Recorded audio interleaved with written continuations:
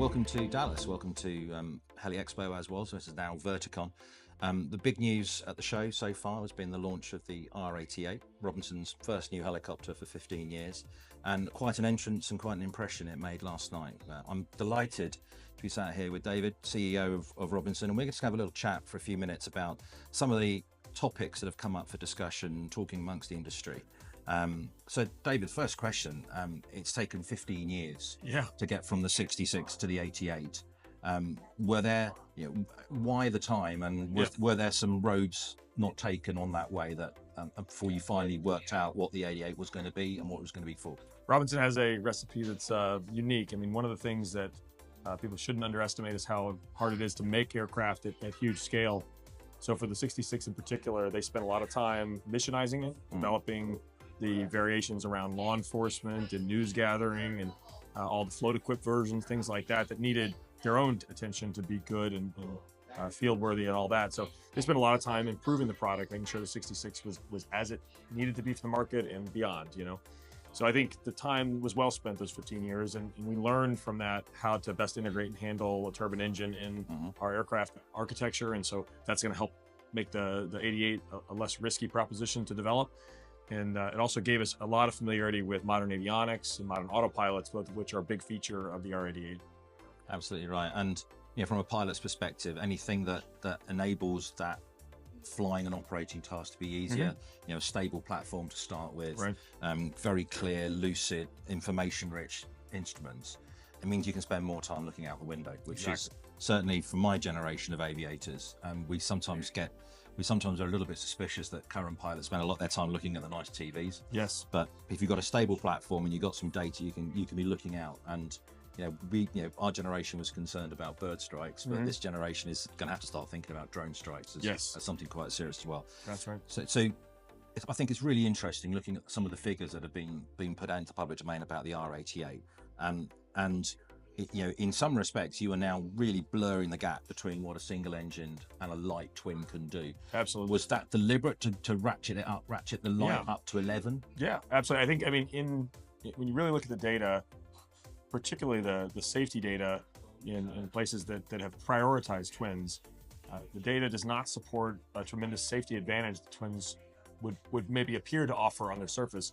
I'm a big proponent out in the world. I share my thoughts about redundancy. Redundancy is very important in many system designs, but in certain areas, the ends don't justify the means. And so what we see in this case is that modern turbines, when well maintained, don't fail. And if they're well fed with good fuel, then they really hold up well in all kinds of environments. And so we chose a really mature, very, very proven platform for that reason. That's one of the reasons why we selected the Safran engine. And I think in the big picture of the light twin versus the sort of light single, the higher end of the light single side, I think in the end, the aircraft can do so much and I think you'll see there's missions that never needed a twin to begin with, but that's all the market, all the OEMs gave them. So I think we should be asking the question, why do you make them buy two engines when you can do it with one? I mean, that's what we want to give people is use the engine appropriately, and a single is the best way to get the mission done. Absolutely. I think the US Army are agreeing with that with their training programs at the moment. That's right. They're finding out that the cost of ownership of a twin, you've got to double some costs and half again some others, because you've just got more complexity in there. And the other one I like to point out is the Joint Strike Fighter, which went to one engine as well. And when people think about things like large volume military platforms, there's a lot of thought that goes into those as well, and things like reliability of the components and then availability of the components at scale. We're in a situation in the aerospace industry overall, from commercial airliners down to light aircraft, where engines are a very challenged commodity to get from all the raw materials and all the critical metal components. So it's more sustainable to have a single engine solution than it is to have a twin. Why waste a second engine on the same aircraft, And I felt that the offer of the Serenity program from Safran is going to really help you, because it, from my perspective, it enables that, as you said, a well-maintained, a well-looked after engine doesn't go wrong. So you're giving your customers that 5-year peace of mind. Was that an important part of the down select with Safran? Absolutely. And I think we put the ball out in front of all the folks that were considered for the engine contract to say, how would you approach the need to offer a higher level of protection, a higher level of built-in service treatment. And the Safran came right back with a really creative offering Love the title too. Yeah. Helps to have a great title. It does. And that's Guillaume that I worked with a decade ago. He came with that, I think. But the success of that, I think, is that customers now can walk in and know that piece of the product has a tremendous backstop of support, a tremendous engine of responsiveness and parts availability that's going to keep them flying. And that's our ultimate goal, is keep customers flying longer and longer hours. And you spoke about the choice of the engine. You also spoke about the fact that this is a lineage, it is a heritage, and the key heritage, the signature move, if you like, is maintaining the twin rotor arrangement. Yeah. And a lot of people, there's been speculation around about possibly changing to a 3 or a 4 blade rotor, certainly on the R66 over the last few years. What was the maybe 5 or maybe 6? Maybe 5, maybe 6. Yeah, some great rotors out there. Yeah, there are. I prefer 2 lots of 3 myself, but there you go. Yeah, that's a Chinook pilot would say. Yeah, sure, yeah. But if what was the, apart from just the obvious familiarity with the design that it's part of your signature brand almost, why was there? Did you consider seriously moving to 3 or 4 blades for the 88? We did. I mean, we have a couple of really phenomenal engineers that have made their profession developing rotor systems for all of the big OEMs, including defense side and civil. So we've had the benefit of great minds to evaluate this over the last couple of years. And when we started this process, we asked customers what they wanted, and without question in the audience, there was a slight bias towards multi-bladed rotor systems. So there's no question about that. But as we walk through some of the trades of that, of the amount of time it takes to develop an independent and certifiable rotor system, it's quite a lengthy process. That's why when you really look at the market, there aren't a lot of new rotors being developed. No. And why, when you look at the ones that are being developed, Bell 525 being a good example of a new rotor, it's a very long program. There's a lot of things that can be challenged in manufacturing and in just simply getting it to work in a way that's acceptable for wear and tear, fatigue damage to the system, dampers, and the stability of the system. All those things are challenging, and it adds complexity to your landing gear to deal with the ground resonance concerns. That added a concern in some of the other projects out there. So I'd say that, like in the big picture, when someone wants a pickup truck, the goal is to get something that can move material efficiently, cost effectively, no headaches, no hassle, no additional exposure because they want to operate in a cold environment or a hot environment.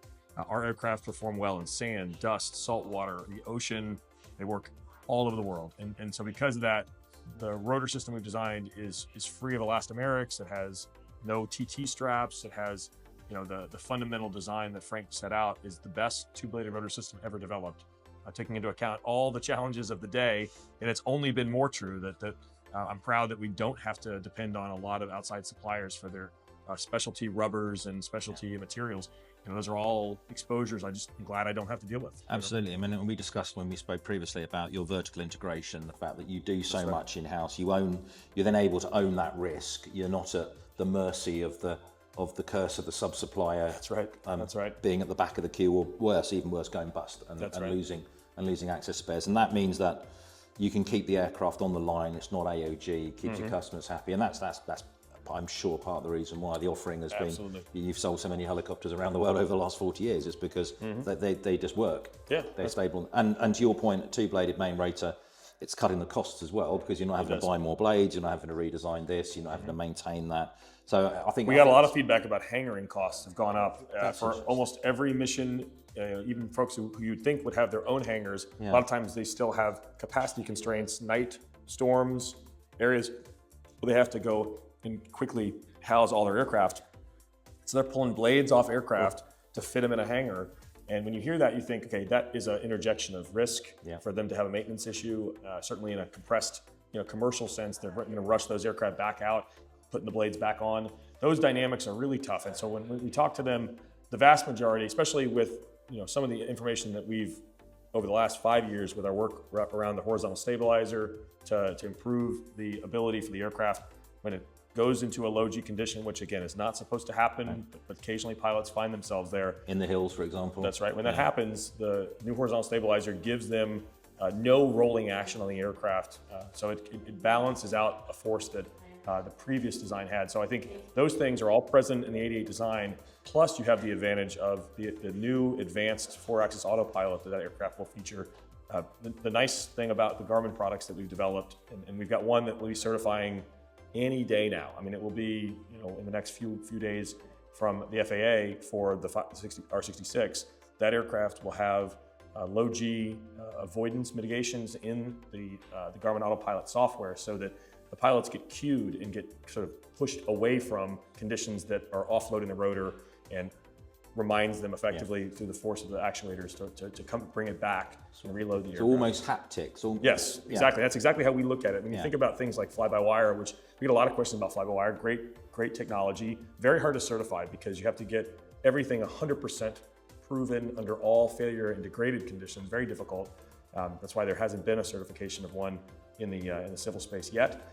But I'm optimistic that I worked Bell 525, and 15 years ago I was on Bell 525, and 16 years ago now. Ballet is a hard climb. Extremely difficult. But my point is that you can get, with haptics and modern autopilots, and Garmin makes some of the best in the world, you can get 80, 90% there with limitations and awareness, certainly push button level, certainly the features that would enable an auto land feature someday. It's not available today, but one of those things that I think you can expect Robinson to push the limits and try to get to a point where we can do an auto land when required. Yeah, it's almost like that facility in some fixed-wing aeroplanes. If the pilot is kind of incapacitated, the co-pilot, the spouse, it may not be rated on the aircraft, can just press a button and the aircraft will return to the nearest landing and airfield and exit. And that might be something that... Absolutely. And I think it is very conceivable, because the ways you get those things approved are the idea that they are a no harm, and they can only improve a situation that is dire. So I think we have a credible case on all of our platforms to go after that. Those are the things that every year we have accidents that are preventable under the right conditions of equipment and technology. We are aiming to add those things, basic and standard, in these ships. You'll see that we've got a 2-axis standard on the R66 now for everyone that's ordered going forward, and the 88 out of the box will have the 4-axis autopilot standard, so we can add those features in. They also both have the bird strike windows. They also, which is drone strike proof as well, as long as they're not huge drones, they're going to be pretty good. Yeah, don't fly into a predator. That's exactly right. But it also contains the cockpit camera too, which has been really valuable for a bunch of reasons. We've seen weird cases where folks lease an aircraft out and the person who flies it does something inappropriate with the aircraft, and the camera sets the truth out, and certainly protects the asset's value and the safety of the aircraft. So I think cameras are quite valuable, and we've had a number of cases that help us understand what went wrong in a bad day for a pilot and crew. And almost every case we've learned something that helps us better train pilots, better design aircraft, and make sure that we get the word out. That'd be very interesting for flight training next to the US Army, because it would be a very valuable debrief tool for the instructors when the student insists that he or she didn't do it, and you just rewind the tape and say, there you did. That's right. We have a great example of that I show people a lot. That is a student starting up an aircraft with her foot hard over on the left pedal, and after that she stops the aircraft by pulling on the rotor brake, messing up all kinds of things. And when it stops, she says, "There's something wrong with the tail." It's like, no. Let's look back at the tape. So it certainly helps to give reality right in the center of all these evaluations that happen. So certainly makes it that much more important for us to make sure all of our aircraft have it. We've got kits that let people put them on the older aircraft too. And single pilot IFR is an option for the 88. Exactly. Out of the box. And what additional stuff are you having to add to the 4-axis? So really good example. So the 4-axis autopilot will have to be supplemented with 2 linear actuators. So it goes from 4 servos to 6. One of the things that actually is featured in the mock-up that you see is a 3-cockpit configuration, 3 display configuration. We don't know yet if that's required for the IFR. That's actually one of our just topics under discussion with authorities. It could be that we can get to a single pilot IFR with 2 displays, and then the third is only if you want to do a crew configuration or a left seat control. So those are things that are in evaluation, but we expect we also need a secondary generator. We would expect that's the most effective way to get the required power reliability for the mission, and the aircraft's got configurations for that off of basically a second belt-driven generator. And all that's part of certifying IFR. The aircraft itself is going to be robust because dual hydraulics with autopilot already, just needs some additional stability off the linear actuators. Do you see that being as a relatively cheap and affordable addition? Oh yes, it's yes. I mean, the intent here is that nothing that we add is going to be, changing the first digit of the cost, if you will. So it's 3.3, and I certainly will not go as high as 4 in that. But our objective on all these things is to offer the most cost-effective way to get that mission accomplished. So part of what we've heard from a lot of customers is, one, they would fly more if they could fly IFR. I love hearing that, because that means they're not flying when they shouldn't. That's good. But second, I think, so that's good for us too. We want more flying. But the second piece I think is really great is that a lot of them want to remain proficient, and so they want something they can actually prepare for the hard days and do training using an aircraft that is truly certified, and so they can operate in a way that on certain missions are going to have to sort of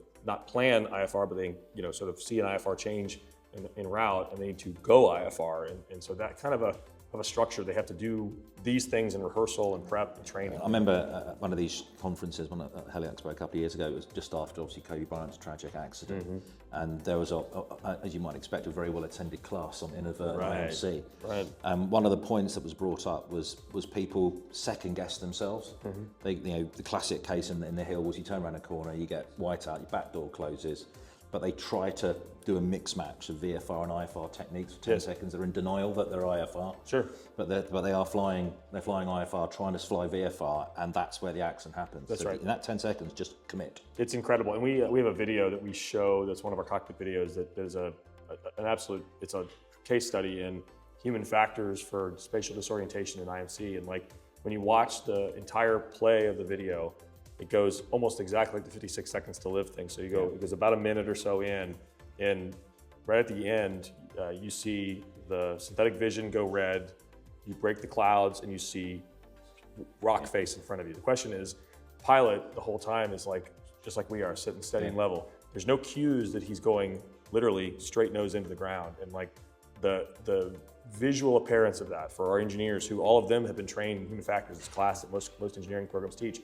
But even all my time, I went through tons of case studies, and the learning was great. But when you see that video and you think spatial disorientation can make you think what is below you is in front of you, and it's that dark in contrast. It's incredible. And if you're flying to and from a yacht, for example, at night, I mean, that's some of my scariest flying has been night, low level over the water, and certainly you as well, Og. When you get into those classic goldfish bowl, no discernible horizon, the surface is flat, and stars reflecting, all kinds of wacky, all that stuff. And for a lot of your customers are still flying their aircraft out to their nice sort of their house on the boat. So that's, again, it's another big thing. It is, I think, and these are all ones we had a customer that I invited specifically because he's been begging for a light IFR aircraft. Another one we didn't talk about and unveil, but I'll give you the scoop on it. We've been, for a while, we've developed our own NVG cockpit certification, their type cert. So we have, for our law enforcement customers, it's already approved and it's been done that way. We've been working on in the background NVG approval for a civil application, because a lot of folks want to operate NVG. I mean, NVGs are available everywhere now, and so people are comfortable using them, but they need to be trained. They need to be trained, yes. And so I think what's great is that we can offer both an effective way to do the training with a cost-effective platform to do it in, and we've done all the certification, so there's no additional exposure or risk or blooming or anything.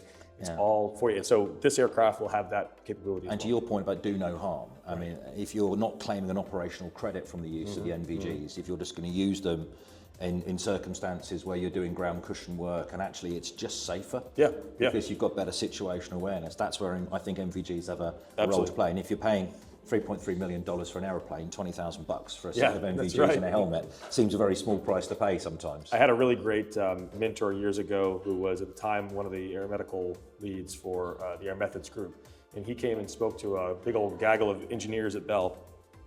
And what he shared was, people were asking him, hey, can I put IFR on the aircraft, and what would you pay for that? And he stopped these engineers and said, look, I like IFR, IFR is important. They said, you guys have made it so difficult to get NVG into cockpits.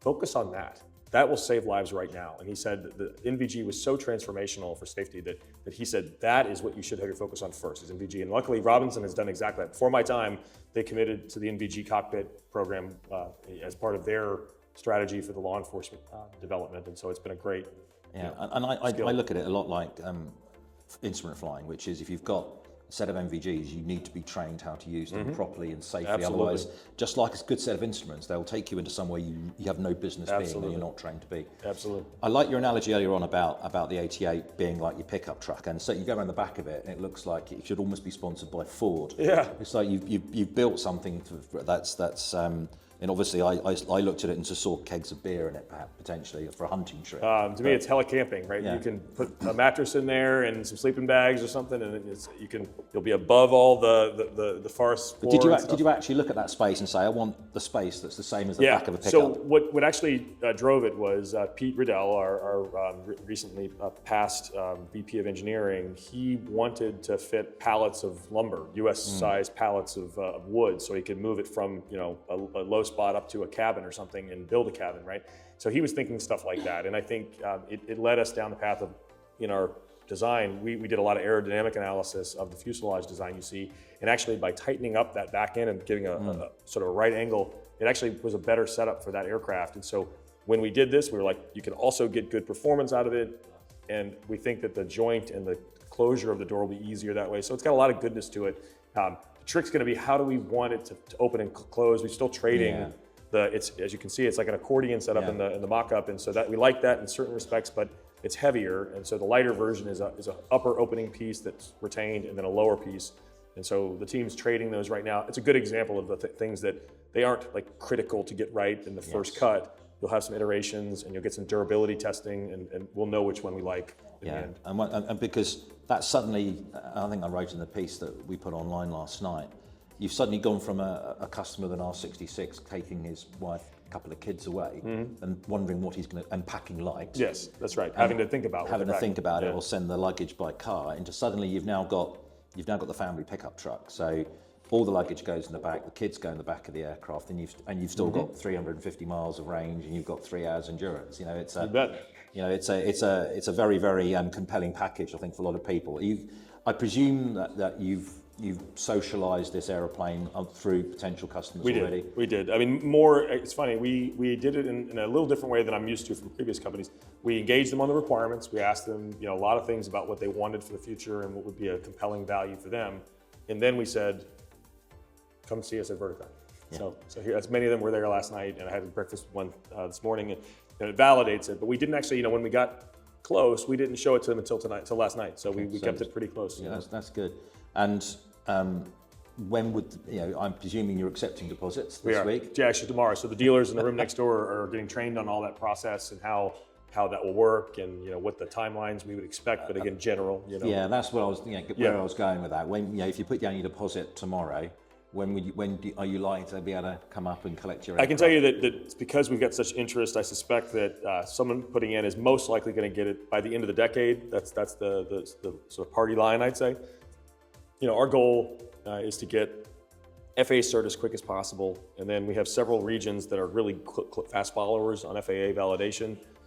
So that you're talking Brazil, South and Central America, Chile is a big market for us, for example, and then we'd expect Canada as well as another one that Transport Canada is certainly a great authority and has a whole process. They're not a quick validation, but they get involved very early, so they could be a fairly fast follow-on validation as well. And certainly for this aircraft looks ideal for Canada, given the distances involved between places and the need to move heavy heli stuff. Skiing and heli fishing and the helicamping are all going to be really great for all parts of Canada. I mean, it's a perfect aircraft for that. And interesting seeing 3,000 pounds on the hook, potential to go and do some serious firefighting with it rather than a thimble of water. So you're going to see the Helitack setup at the show. We've got a really nice tank setup for this version. That's part of the reason why we chose the high skids on this one rather than low. And you also notice on the mock-up, it's got the replicated instruments for the left seat PIC.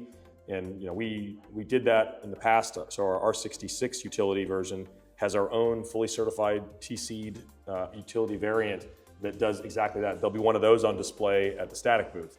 And basically you can see how we envision this sort of long lining and aerial firefighting. And you can sit in whichever seat works. Yeah, this one's great because you can literally pull the sticks out and the pedals and all that, so you can make it a really easily reconfigurable setup.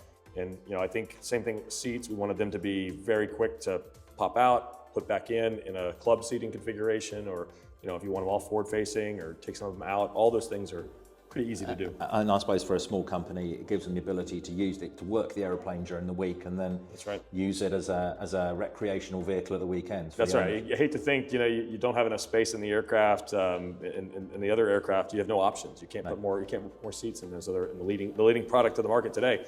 For this one, you can configure it differently as you need. It's going to unlock a lot of value, I think, in that. So are you excited? Rhetorical question, of course you're excited. Yeah, of course, yeah. But you're excited about these new areas that this helicopter is going to open up for Robinson. Definitely. This is not just flying school tourism and a little bit of light utility. Right.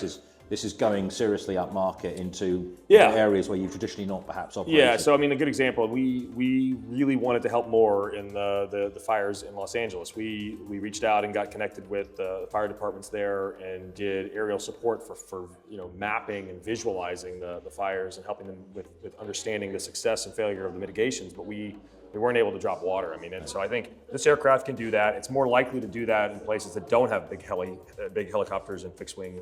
U.S. is blessed to have pretty good sized fleets around here, but in other parts of the world, they're more both budget constrained, and they definitely don't have fires quite as prolific. So if we're thinking about firefighting as one, that will be a new mission for us. That's going to be gratifying for our team, motivating for our team.